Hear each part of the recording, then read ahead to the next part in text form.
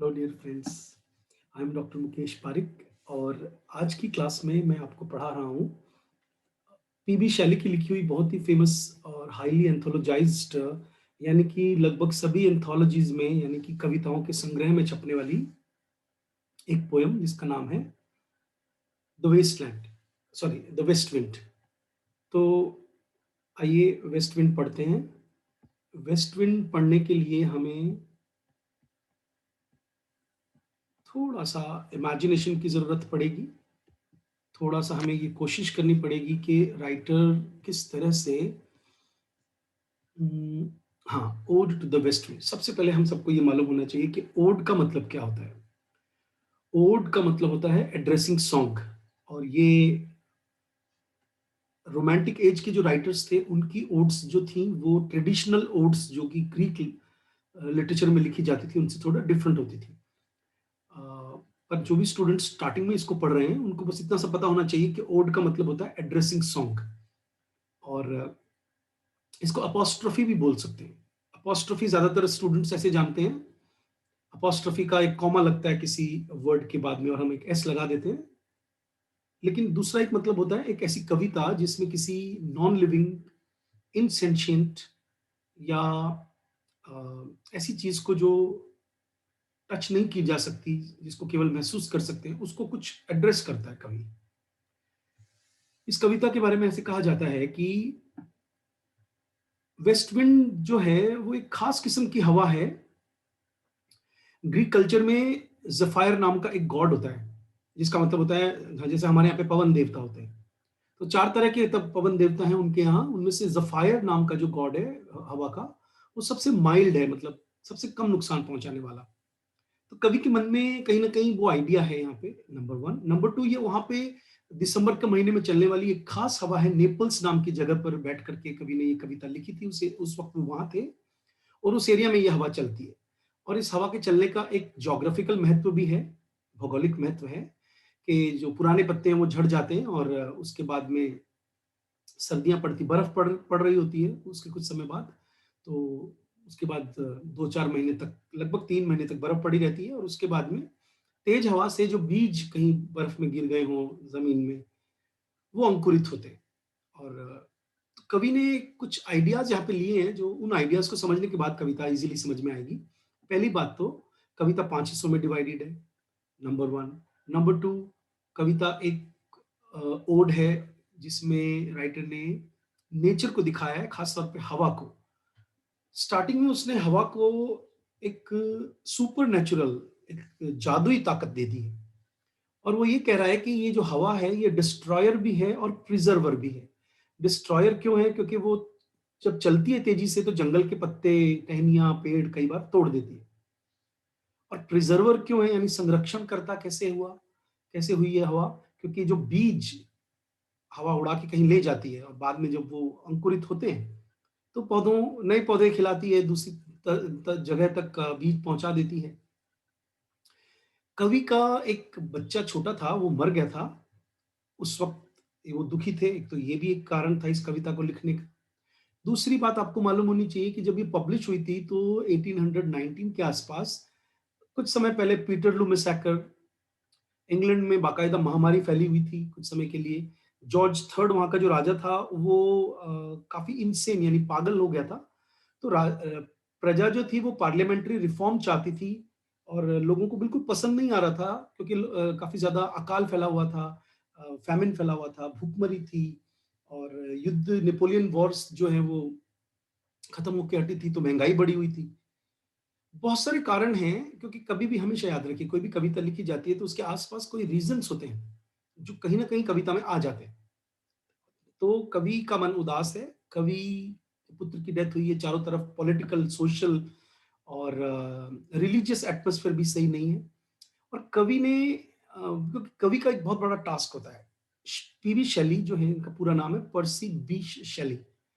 ये मानते हैं कि कवि जो है, इन्होंने एक बहुत इंपॉर्टेंट ऐसे लिखा था, डिफेंस ऑफ पोएज़ी, जिसमें उन्होंने लिखा है कि भाई कवि जो हैं, वो अनएक्नॉलेज्ड लेजिस्लेटर्स हैं वर्ल्ड के, अर्थात जिनको हम लोग उतना इम्पोर्टेंस नहीं देते हैं, लेकिन कवि जो हैं, वो संसार में बहुत कुछ करने के काबिल हैं और अगर कवि अपने विचारों से एक आग लगा सकते हैं, क्रांति ला सकते हैं लोगों के विचारों में, और क्योंकि कवि अपने आप को थोड़ा डल, अनप्रोडक्टिव महसूस कर रहा है, तो वो हवा से एक प्रार्थना कर रहा है कि तू जो इतनी ताकतवर है, तो तू मुझे अपनी कुछ ताकत दे दे। फिर वो अपने बचपन को याद करता है, नॉस्टैल्जिया है कवि में, कविता में। There is a sense of brooding over his past. वो अपने पास्ट के बारे में सोचता है कि मैं जब छोटा था या मैं थोड़ा यंग था, तो मेरे में बहुत ज़्यादा एनर्जी हुआ करती थी। ठीक है? यहाँ पे कुछ ऐसे ग्रीक रेफरेंसेस आएँगे, ग्रीक गॉड, यूनानी देवताओं के, जो मैं आपको समझाता चला जाऊँगा। एक और इम्पोर्टेंट बात कि कविता तर्ज़ा राइमा में लिखी गई है। तर्ज़ा राइमा क्या होता है? 2 एक जैसी आवाज़ के बीच में कवि एक और आवाज़ को बीच में डाल देते हैं, जैसे ए, बी, ए, है ना? बी, सी, बी, उनकी राइम स्कीम इस तरह की होती है, ठीक है? और एक खास किस्म का सोनेट स्टैन्ज़ा राइटर ने यूज़ किया है, जिसमें 3, 3, 3 और 2, मतलब 11 लाइन का एक इस्तेमाल किया है। और जैसे एक सोनेट में 14 लाइन होती है, लेकिन राइटर ने कुछ कॉम्पैक्ट स्टैन्ज़ा के फॉर्म में 5 हिस्सों में इसको बाँट दिया है, ठीक है? तो स्टार्ट करते हैं। आप मेरे साथ-साथ देखिए इसको, मैं इसको थोड़ा एनलार्ज कर देता हूँ, ताकि सभी तरह के जो स्टूडेंट्स हैं, उनको अपनी फ़ोन की स्क्रीन पे भी ये कविता दिखने लग जाए, ठीक है? अब देखिए आगे। ओ वाइल्ड वेस्ट विंड। अब इसमें म्यूजिक भी है, देखो डब्ल्यू की आवाज 3 बार आ गई, तो इसको एलिट्रेशन बोलते हैं। ओ जंगली पश्चिमी हवा, दाओ तू, उसको एड्रेस कर रहा है, breath of autumn's being. Autumn का पर्सोनिफिकेशन क्या है? पतझड़ की ऋतु। बीइंग मतलब जान। तू पतझड़ की ऋतु की सांस है, मतलब पतझड़ आती है तो तू जैसे कोई पतझड़ तेजी से ऐसे सांस ले रही है। दाओ, दाओ का मतलब होता है तू, you, from whose unseen presence, तू दिखती नहीं है लेकिन प्रेजेंट है, होती है। The leaves dead are driven, और जो मुर्दा पत्तियां हैं, अब पत्तियों का पर्सोनिफिकेशन क्या है? उनको एंथ्रोपोमॉर्फिक क्वालिटी है कविता के अंदर, कि कवि मान रहा है कि जो पत्ते हैं वो जानदार होते हैं, उनके अंदर जीव होते हैं, होता है। और वो मरी हुई पत्तियां जब मुरझा जाती हैं, पीली पड़ जाती हैं, गिर जाती हैं, तो तेज हवा उनको सरकाती है, ले जाती है। ड्रिवन मतलब हाँकती है।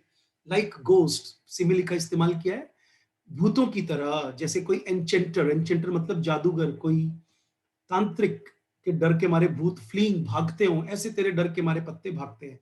अब पहले आप इमेजिन कीजिए, कविता इमेजिनेशन करने की चीज़ है। जिन बच्चों में कल्पना शक्ति कम होती है, या उनको ऐसे टीचर नहीं मिलते जो उनके साथ कविता के साथ जुड़ करके उनको कल्पना दिखाएँ कि देखो, अंदाज़ा लगाओ कि तेज हवा चल रही है पतझड़ में, और खूब सारे पत्ते एक साथ उड़ते हुए जा रहे हैं।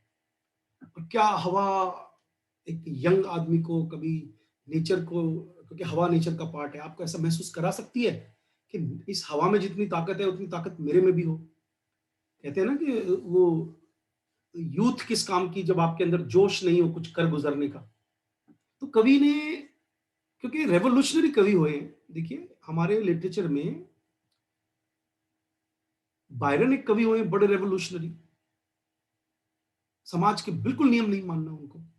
पीबी शेली भी समाज के नियम नहीं मानते थे, हालांकि पॉलिटिकल चीज़ों में काफ़ी कम इन्वॉल्व रहते थे, लेकिन फिर भी इन्होंने कुछ ऐसी बुक्स लिखी हैं जिनको एक बार इनको यूनिवर्सिटी से मतलब पहले ही साल में रस्टिकेट कर दिया गया, क्योंकि इन्होंने बिल्कुल कुछ इस तरह का एक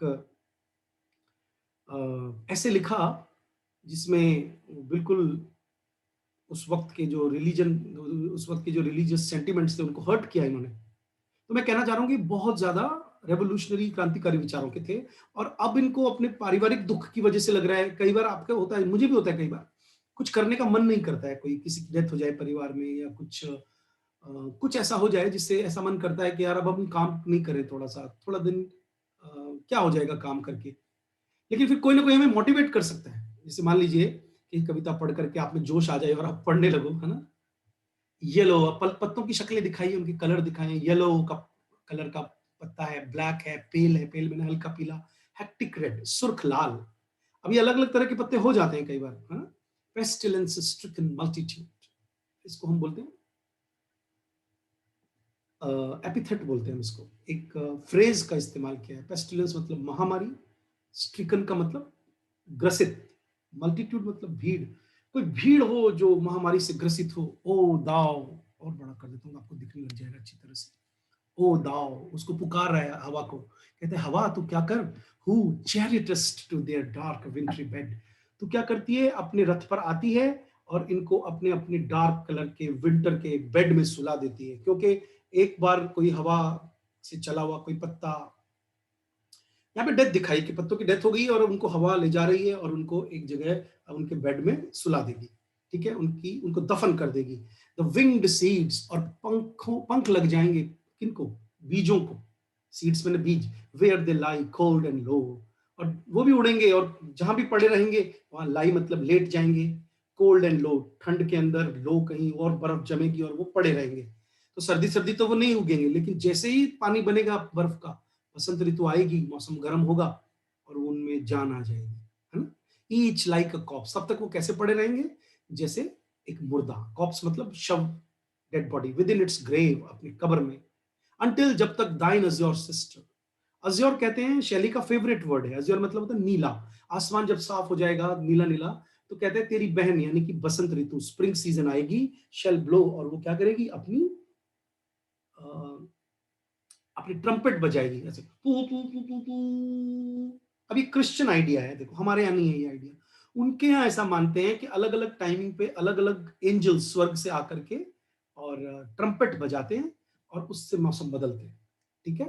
तो तेरी नीली सिस्टर आएगी स्प्रिंग की, और शेल मतलब फ्यूचर टेंस में वो बजाएगी, हर क्लैरियन, क्लैरियन क्या होता है, बिगुल, अपना बिगुल बजा देगी ओवर द ड्रीमिंग अर्थ, अर्थ का भी पर्सोनिफिकेशन किया है, जब धरती पे कुछ नहीं उग रहा है, बर्फ पड़ी हुई है, धरती आराम से सो रही है, कहीं कोई हलचल नहीं है, घरों में लोग दुबके हुए हैं, कहता है जब बसंत आएगी तो बिगुल बज जाएगा, and fill driving sweet birds like flocks to feed in, और फिर चारों तरफ हवा में फूल उगाएंगे, ड्राइविंग स्वीट बर्ड्स, ड्राइविंग का मतलब यहाँ पे है संचालित करेगी बर्ड्स कलियों को, प्यारी प्यारी कलियां, स्वीट मतलब प्यारी प्यारी खुशबूदार, जैसे flocks to feed in air, flock मतलब होता है झुंड, कवि ने फूलों के झुंड दिखाए जो हवा में अपनी खुशबू बिखेरेंगे, फीड करेंगे हवा को अपनी खुशबू से, ठीक है, विद लिविंग ह्यूज, चारों तरफ क्या होगा, लिविंग मतलब लाइव, ह्यूज मैंने कलर्स, ऑर्डर्स मतलब खुशबुएं, प्लेन मतलब मैदानों में, हिल्स मतलब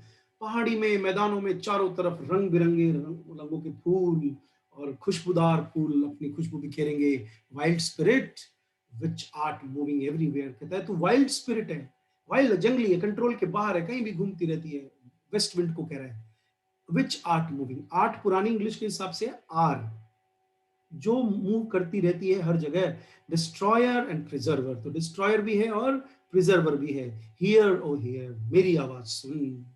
तो ये था आपका पहला स्टेंजा, 1 2 3 4 5 6 7 8 9 10 11 12 13 14, बिल्कुल मैंने आपको एक गलत देख करके बता दी, 14 लाइन का पूरा स्टेंजा है सोनेट का, और राइटर ने छोटी छोटी सोनेट्स का इस्तेमाल किया, ऐसे मान लीजिए आप, ठीक है। अब आते हैं दूसरे पर, क्योंकि मुझे अभी उतना ही दिखा था, अब आगे आते हैं।